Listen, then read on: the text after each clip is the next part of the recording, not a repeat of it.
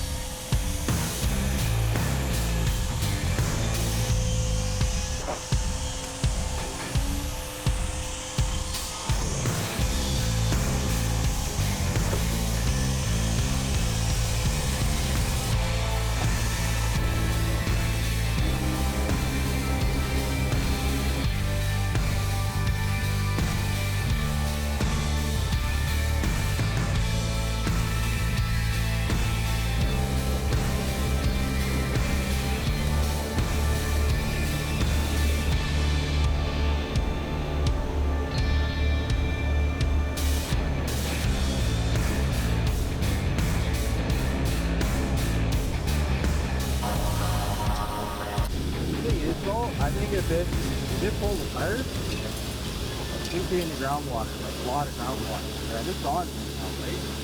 No, it's off. We've isolated the shop. But when you guys get it opened up enough, then we'll get her to open that valve again, and we'll be able to see where it's leaking, if it is that same spot, or...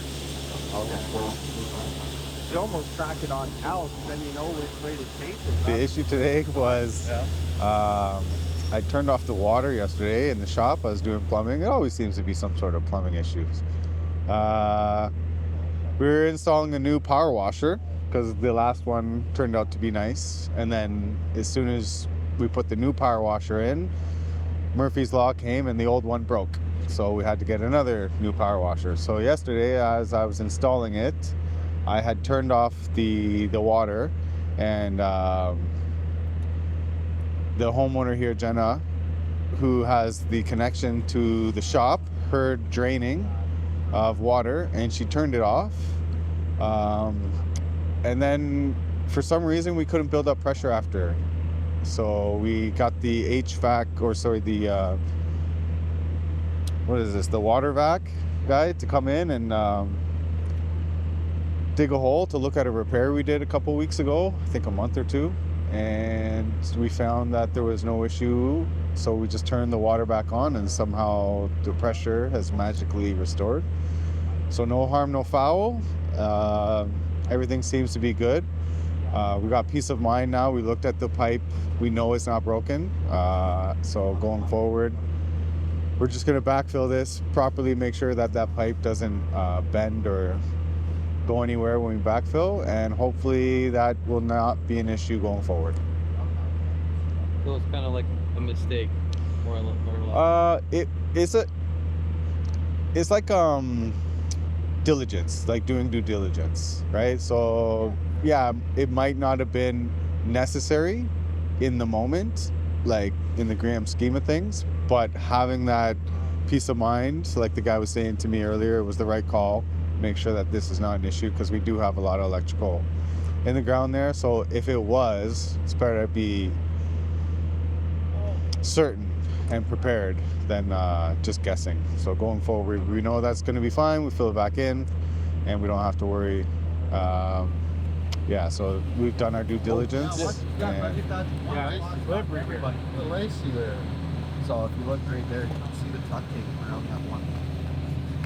Just to the right of my tooth there at the bottom. Yeah. I'm sure that's... We had put tuck tape over our joint. No, did we? We did. You did? Just to like shits and giggles. It's sloughed in a little bit, but you can see there's a... It looks like there's probably a repair right there. Yeah. So if you guys can just turn it on quick and see if it leaks. And Yep. I text Tamara as well. Eh? I told Tamara to let Brennan know, turn on the pipe. Knock on the door. Oh. is that what you do?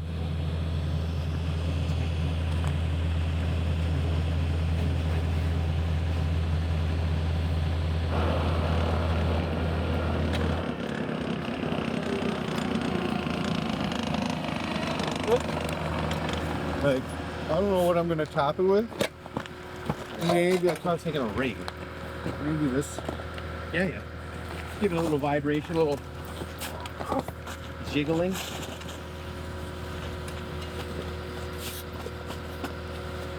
Final We test copy? did we test? No. We You told tested me no. everything. It's good. We're good. Everything's good. She's got better pressure in her house than she's ever had in her life. She said. Yeah. Or maybe it was a mouse. Yeah. Jim said. Yeah. Don't dump it. Jim said last one maybe we could just dump, but these ones he wants. What? Just the sand. He wants this. He doesn't want me to dump. Try to Yeah. sudden weight on it. So that's why we're just gonna do 2 buckets by hand, and then we'll should be full by then. Then we'll put the last one on top.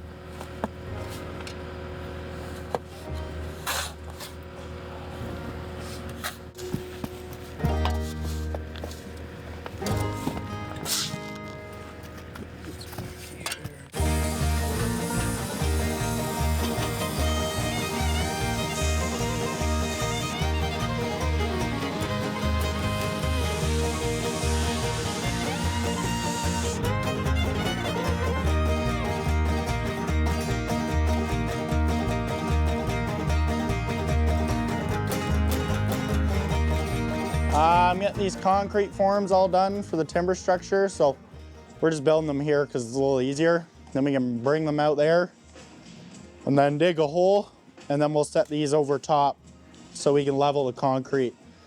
So we'll put these on stakes in the ground and go around with the laser level and make sure all 6 are level on all 4 corners at the same height. So the concrete's all flush with each other, so we can lay all the posts nice and level and straight. So our timber structure ain't got the worm in it. So we're just making these now, because when we go out tomorrow, we don't want to be fucking around with carpentry out in the deep snow and all the bullshit. So After lunch here, once we're done this, we'll help the carpenters with putting the decks on all the bar and food structures here. We're rolling. Oh, the carpenters are leaving, right. Oh. The hardscape crew turned into the carpentry crew. The carpenters have their working at heights, so we're going to move on to putting deck boards on while they're gone.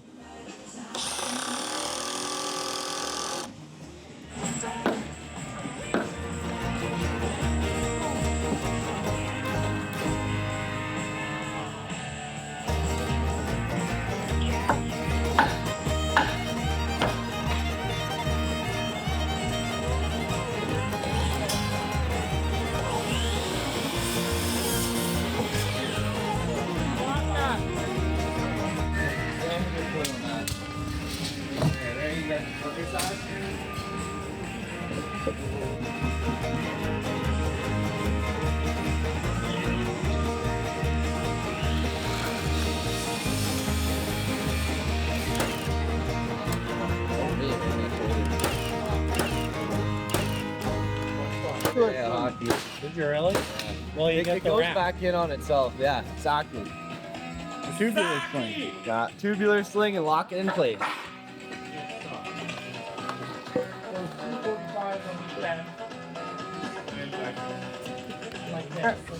And you're gonna go here, right? Then you're gonna put this board down. And you're gonna make sure that it lines up with the other one. I gotta pull that in too. Yeah, so you want this to be perfectly flush, just like that. Alright? And then I'm gonna move some things in. And then you're gonna go, this is gonna be your space, one strip of these nails. Right? So you put it in like that. And then I'm gonna give you a square like this. Right? And you're gonna put that on and pass me a screw. And you're gonna go like this. Okay? Take the point of the screw and you're gonna go 1 inch in the middle of this. Yeah. Right? So you're gonna go 1 inch, just poke a hole like that, and then you're gonna go from the bottom, you're gonna go 4.5 inches, right? So one. Earlier I was working on doing the decks for the food stalls out in PEI, and Wiley was in the shop with me, so I took the chance to get him trained up on some basic stuff in carpentry. He doesn't really get the opportunity to do that very much, so he was super enthusiastic and helpful coming to my aid and helping me put some screws in for the deck boards. It's super important to get everyone on the crew trained up in trades that they don't necessarily do all the time, because when you need an extra hand, then they're already trained on how to do it and they're a little bit more capable, rather than you getting into a situation and needing some assistance and then no one's there to, or who's able to help you. And like, teamwork's super important, and we work together all the time at Private Paradise, so if everyone knows a little bit about everyone else's trade, then people can jump in and lend a hand when it's needed. Right, poke it like that, and then you're gonna put your screw in like that. Okay, and let me show you here. So you're gonna go just a little bit past the wood like I've been doing here. Not too far, not too shallow. Right. You can go faster than that if you want, but I'm gonna get you to go the wood to about there, okay? So, doesn't have to be, and sometimes they don't go. Just like that. Cool? Cool. And then you got, yeah, one more in there.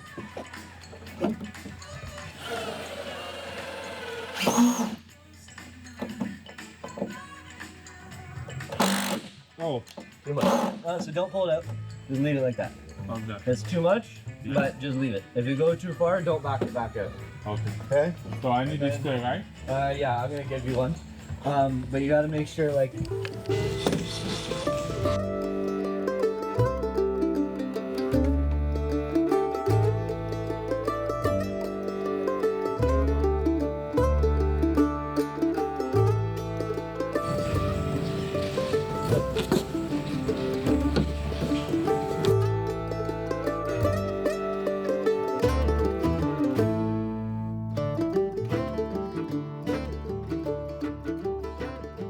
Okay, so in a month from now, we're going to PEI to start the farm project.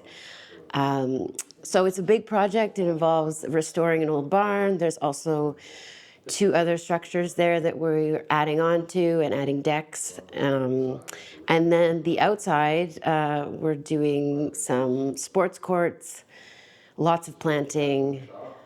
So it's taking a lot of us, the full team, to kind of get it all organized. So we are working with a designer and an architect there for all of the building drawings, and then we're doing the landscape drawing here. So it's just a lot of logistics and planning because we're shipping all of our machinery, all of our crews are going there.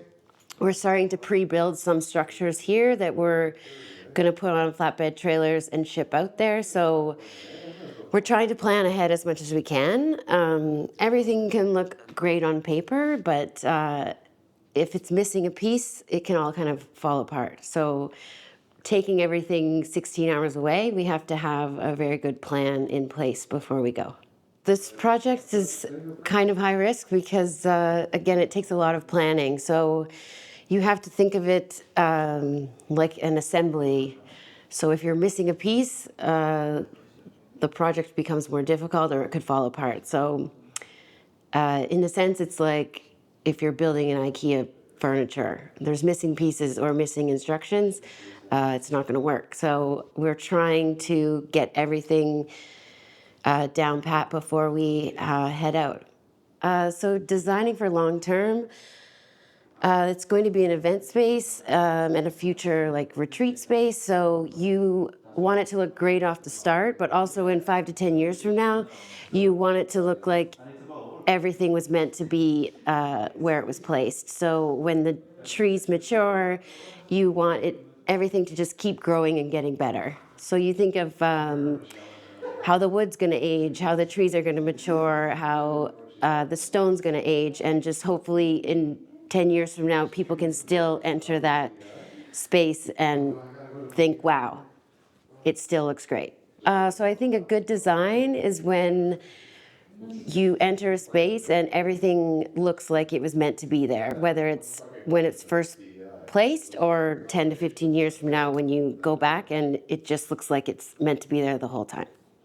The most exciting thing about this project that I'm looking forward to is seeing the old barn being restored into like hotel rooms and an event space. I love like seeing an old restored structure and how you reinvent it into something more modern. And then also just adding all of the plant material around the property to kind of create it back to a forested area which it once was.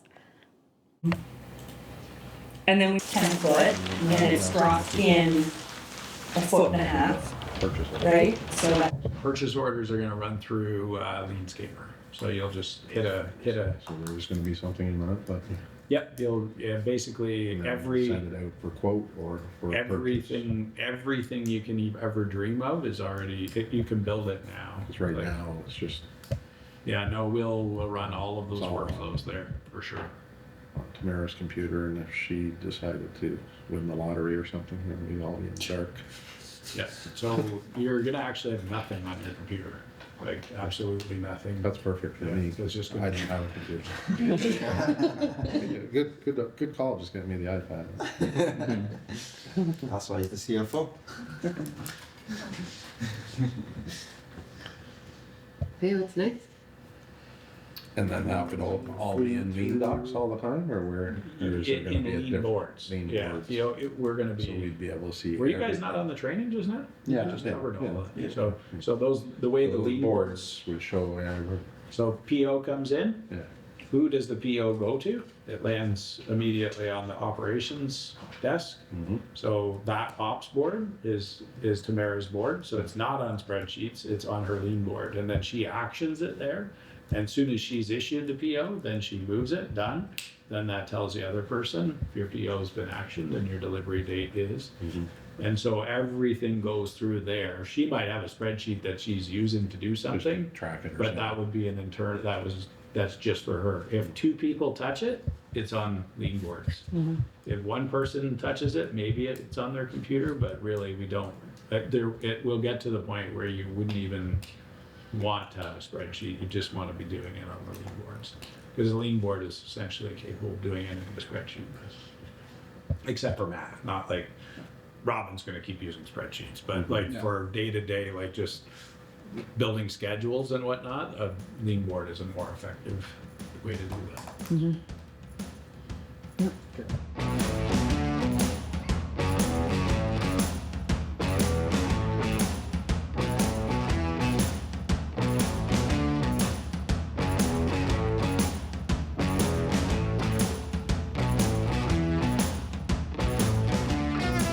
So a little challenging laying out in snow and at this time of season, an early start here in the spring, but it's warming up. The ground is soft under the snow, so no frost in the ground right here, so it's going to be easy digging.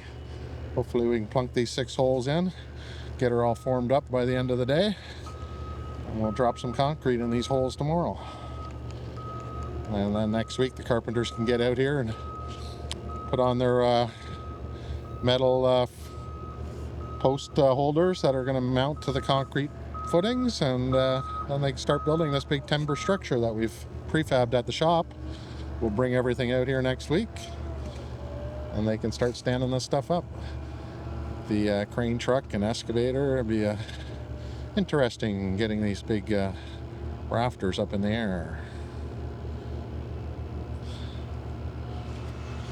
Well, it's challenging with the snow today, kind of dealing with the... It just takes an hour here to clean up the site first and get us some area where we can work here. And as we go through the day, we'll keep on widening up the snow and establish an area. We want to open up the roadway so the concrete truck can get in here easy tomorrow. Don't want the driver saying he doesn't want to drive all the way back here, so we'll be dealing with that tomorrow. We'll set the boxes where we want them. We'll do a little paint outline where they are. Then we can remove our boxes. And then we'll start digging down. We got to get down about 4 feet. Our ground's fairly level here, so we'll just shoot for 4 feet on all of them. And then I'm going to set all the height of these footings all like the exact same height, so it'll be easy for the carpenters to, they'll be able to cut all their posts the same length and not have to be dealing with different elevations on the footings. So I'm going to try and get it all set up perfectly level for them. Make their job a little easier.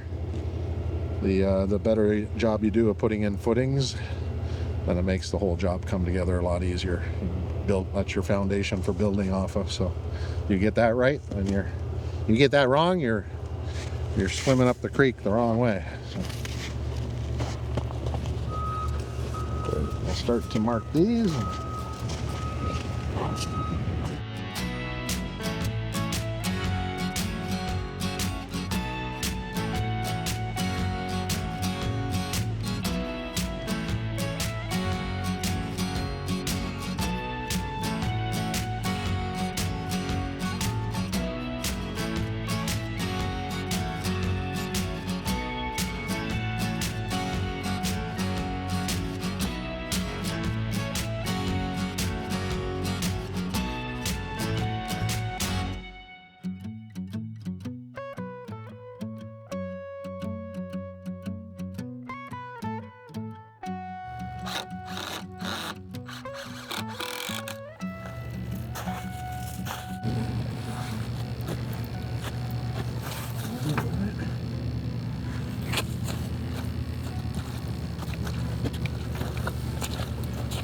So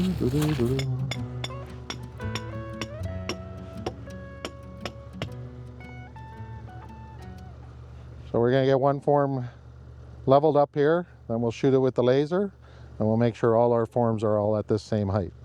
And we're going to square everything up from our string lines that we originally set up. And then our footings should be nice and square, and the carpenters will be happy when they start to build here. Everything will be level for them to start with. Want me to lift that up a bit, or? This one we gotta lift. What?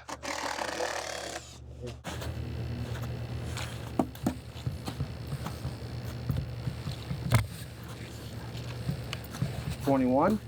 Out. This one. Gotta go that way. Now lift the whole thing. And we'll do. Now line it up with your line. Yeah.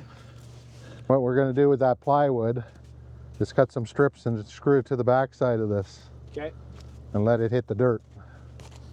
So, Rubbed off.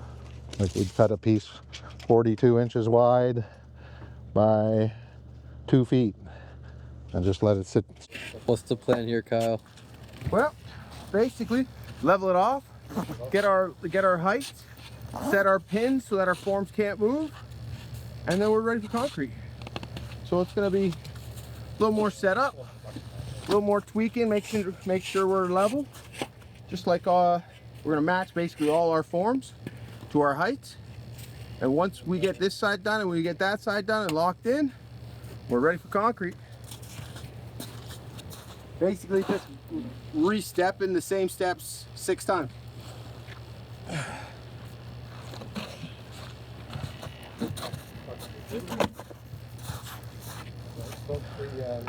A little bit of action and thinking, but basically once you map this out, we're good to go. Do all our thinking first, so then when concrete comes, we can just pour. We don't have to think. Do all our thinking first. Just give your steak a little kick. Yeah, kick that steak. A little more. More. Okay, so same thing with this one. You've got that set with your laser height. I would just go with laser all the way around. Yeah. Hit that corner, I just stake lift it. this corner a little bit. Hit this. We're good. So somebody's on the laser and somebody's on the stake. I'll start digging this one. What time we got? Our pillar is actually going to be 36 inches. You gave us some room. So we got a little wiggle room to line this up.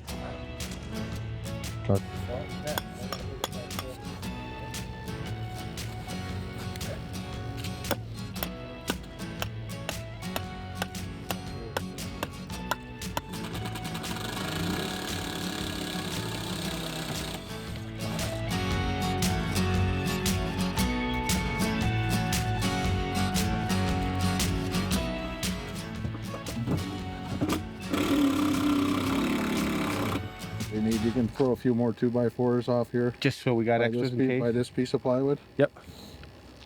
You can actually just put this plywood there. Okay. Put all the plywood on this, dump it on that piece. Yep. And throw some 2x4s there in case we need something tomorrow. And I'll start putting some dirt.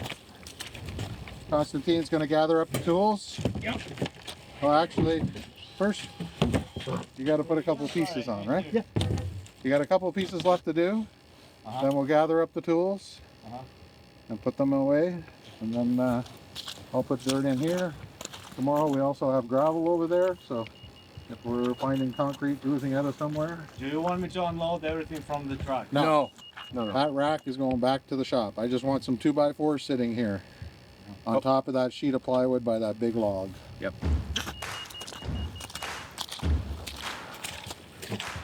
All right. I'll see you tomorrow. See